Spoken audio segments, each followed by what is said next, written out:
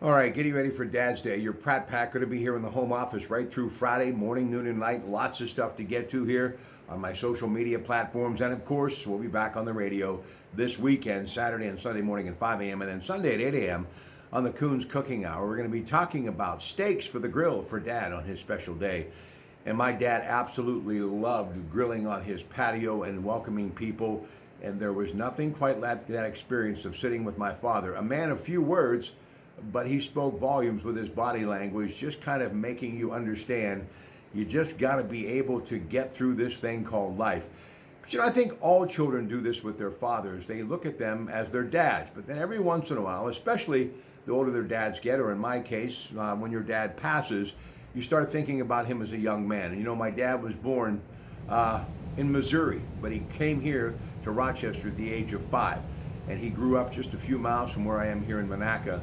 And I think about him as a young kid and, telling me about getting that new pair of shoes and going to St. Cecilia's for the first time and leaving school and going into the Navy and serving in the Pacific and coming back here and spending 40 plus years working in that place that was known as St. Joe Lead.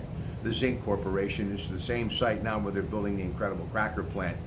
And getting married at 22 and having 6 children and basically working every day and building that little home in Galbraithson Heights that still stands to this day.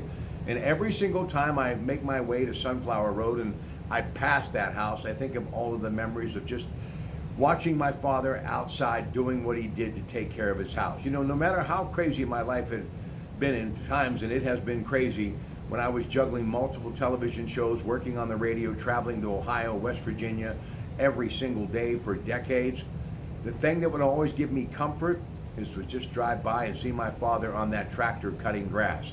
And he always was in his Wrangler jeans without a shirt. And yeah, he would just simply, when you would beep, he would wave. And I always thought that, hey, it was me he was waving at, but anytime somebody would beep, and if it was an earshot of my father, he would just give him one of these. He never took his eyes off that path that he was cutting on his lawn, but he always took time to wave.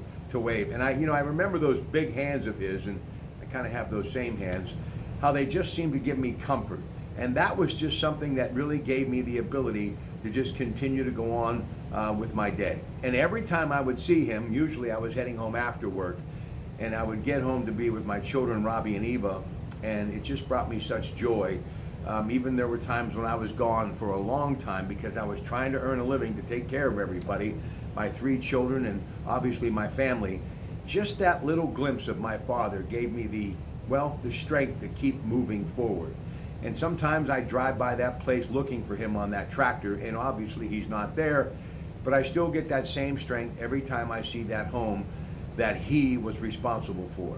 My dad was a guy, as I mentioned, a few words, but whenever I needed my father for some encouragement, he spoke just a few words that always seemed to hit home. And after all, that's what Dad is all about, giving you comfort. And if you're lucky enough to still have your father, take a little time, even if you send him a note, a card, or if you're lucky enough to see him, give him a hug and just tell him how much you love him. And if your dad is no longer here, just take a few moments this week and to remember the little things that made so many big differences in your life. My dad always said being a father is a great joy, but it's a lot of work.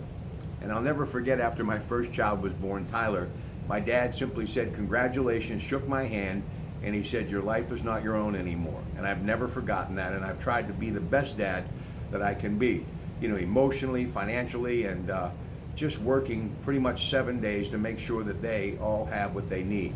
But they're grown now, and they have found their own way, and they are creating their own path. And I must say, I'm pretty proud of each and every one of them. So, happy Dad's Day to one and all, and don't forget to join us Sunday for the Coons Cooking Hour. It's a special edition in which Joe and Frank Dentisi and I are going to be talking about all of your favorite steaks and ideas to put a smile on your dad's face for his special day. After all, as I used to tell my dad when he would say, "Enough already. You gave me enough presents. You've said Happy Dad's Day enough. I appreciate it, but enough." And I say, "Look, Dad, what you've done for me 364 days a year, your entire life, since I took my first breath, you can at least give me that 365th day to pay tribute to you for all you've done for me." So happy Father's Day from your Pratt Pack here in the home office in Monaca. And my father, I will remember for the rest of my time on this earth. because he left a lasting impression on many, including his one and only son. Good morning.